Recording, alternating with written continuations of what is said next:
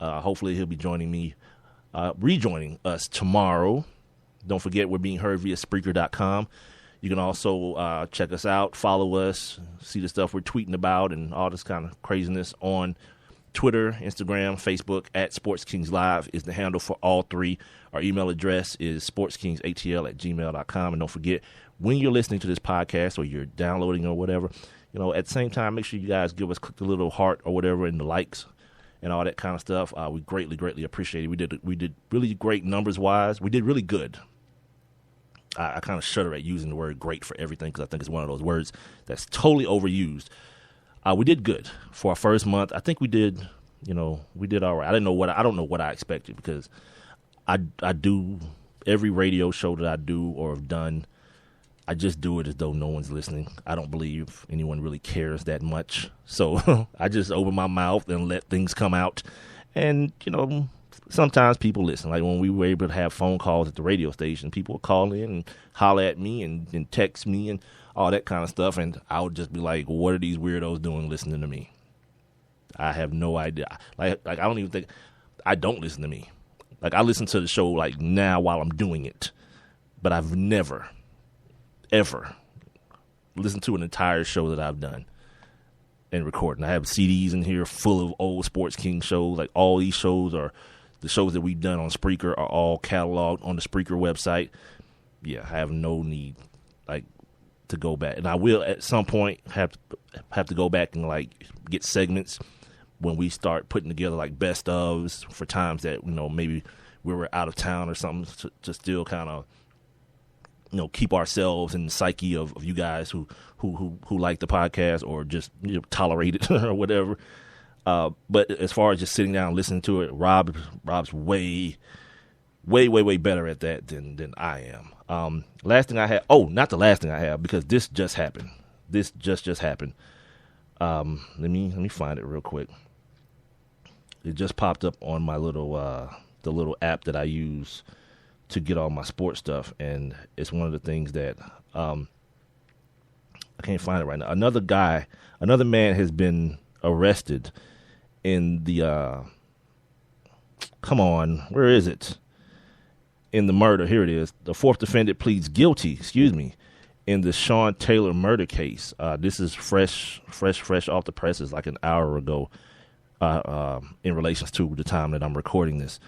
The fourth of five defendants charged in the 2007 murder of Sean Taylor has pleaded guilty. Charles Warlow entered a guilty plea in the courtroom in Miami today and was immediately sentenced to 30 years in prison. Good. 4 down, 1 to go, Taylor's father said. Pedro Taylor told the Miami Herald after the sentencing. Look, man, I'm all right with that. You know what I mean? Sean Taylor, outside of being one of the top safeties at the time in the league, that's kind of a sidebar to what I'm about to say, is the fact that this man was at home in the bed. You know what I'm saying? He wasn't at no club. He wasn't in no mischief or anything like that.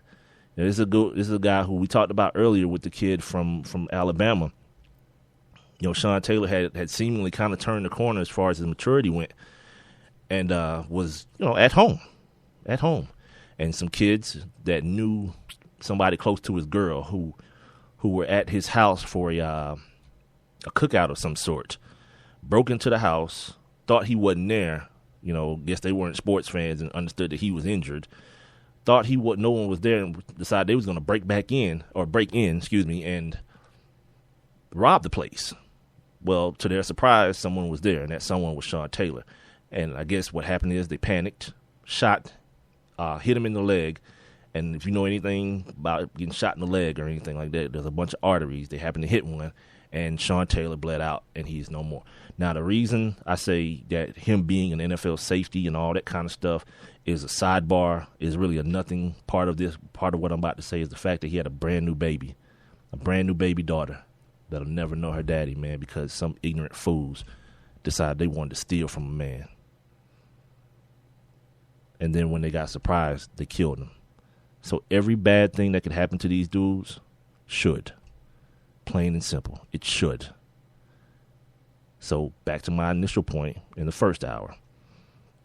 You don't have to waste your hate on on someone who just simply loves another person of the same sex. It's people who take fathers away from their babies for no damn reason. You can reserve it for them. All of it. They deserve it. So yeah, that just, I was sitting here between the hours, and I just looked down at the phone and I saw that, man, and I just remember when that happened, because Sean Taylor had been through some things before that. He had like people, if you remember, he pistol whipped a guy, and there are people who would never let that go. There's a guy I worked with here, a local radio host here, sports radio host here in Atlanta, who it was so weird and stupid. And me and this guy we're not very good friends, but we're friends and we're cool. But it was something I totally disagreed with when people, the Washington Redskins did a moment of silence for his death. He was like, no one's giving a moment of silence for that guy he pistol whipped. I was like, here's the deal. Where I'm from and where Sean Taylor's from, if I got a gun and when the incident is over, you're still alive, you probably got off. You got off good if all he did was beat you with it. I'm just going to say that. Like, this guy is still walking around living. He's not paralyzed. He's not crippled. He's not any of those things. He just took an ass whooping. Sean Taylor was gone, and his daughter will never know him. Like, that's a little bit more consequential. And it all missed me with that karma jive and all that. No, stupidity killed him, not karma.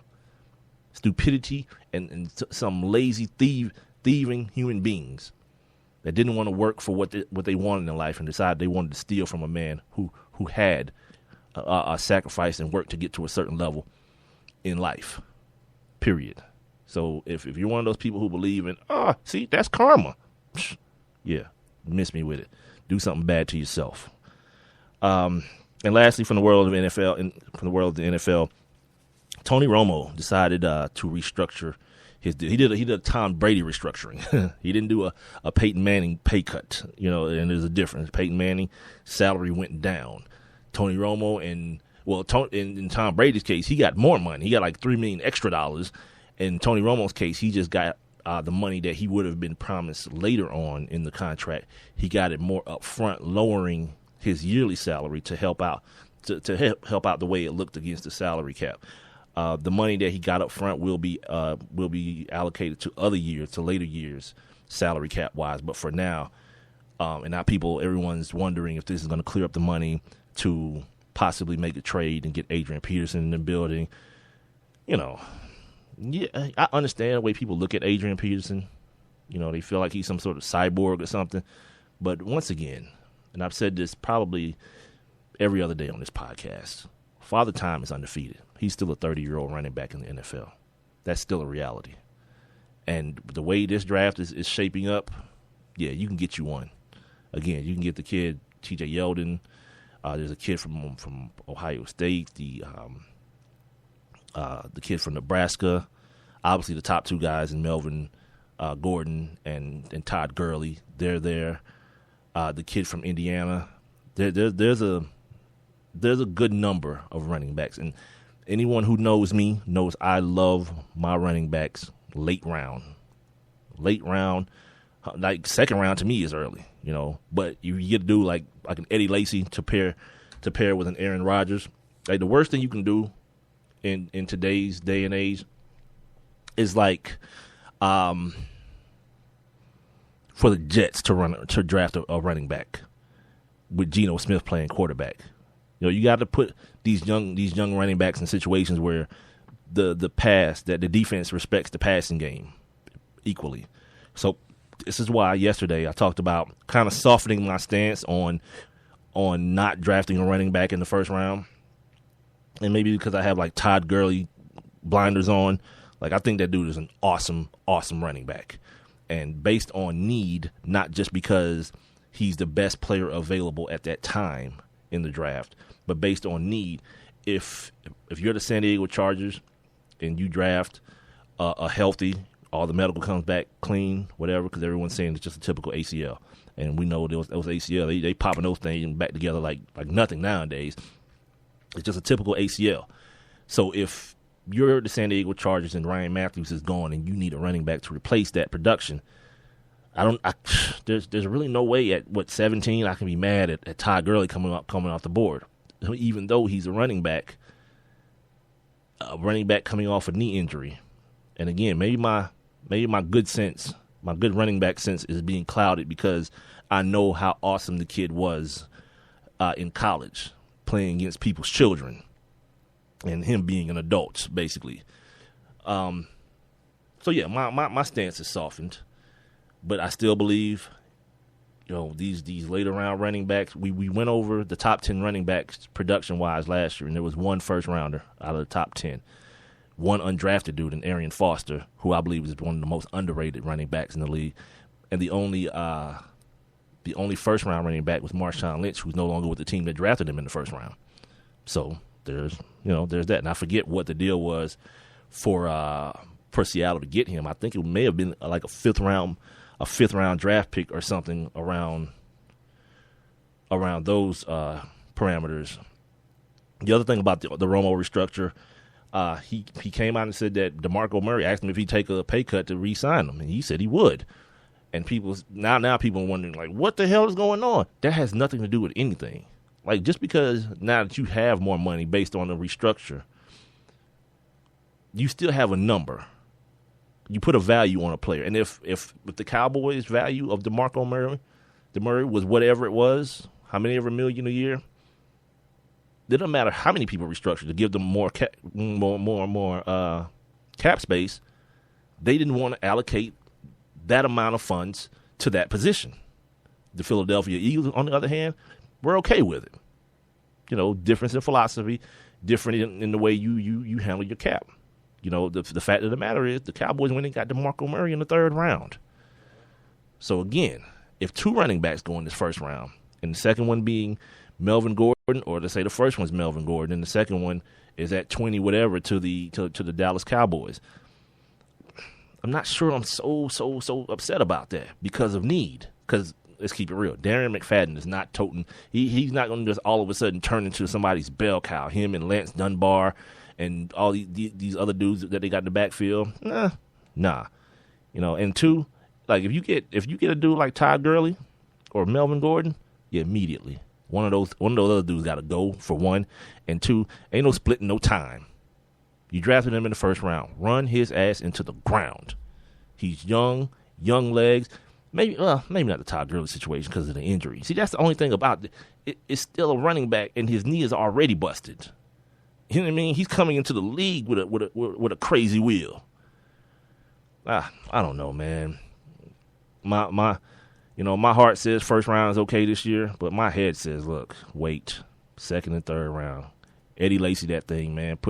Get you an Eddie Lacy to their Aaron Rodgers. Get you an Eddie Lacy for this Tony Romo or this Phillip Rivers thing. Keep it moving. I love the way they use Eddie Lacy. Like, he get all the carries. Like, this kid Grant, he may get one or two in the game just because Eddie Lacy's a fat dude and he needs some. I think he got asthma too. So he needs like a breather every now and then.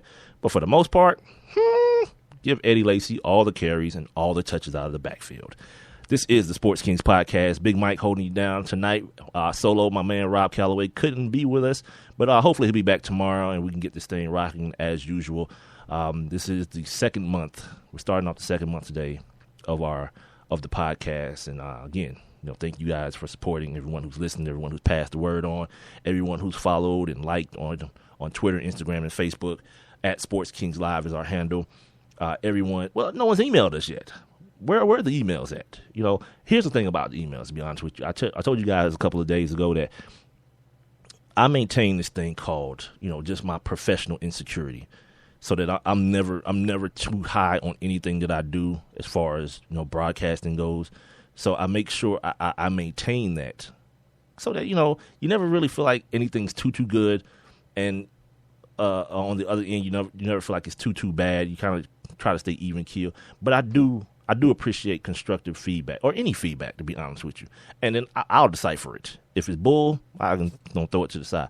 But if it's somebody constructively criticizing something I do, I always want to try to get better. And I think keeping an open mind to the things that people say to you allow you to improve and allow you to get better and allow you to kind of take some self-inventory. So the email address, sportskingslive@gmail.com, can be used for things like that. and more so for things like if you or anyone you know owns a small business within the parameters of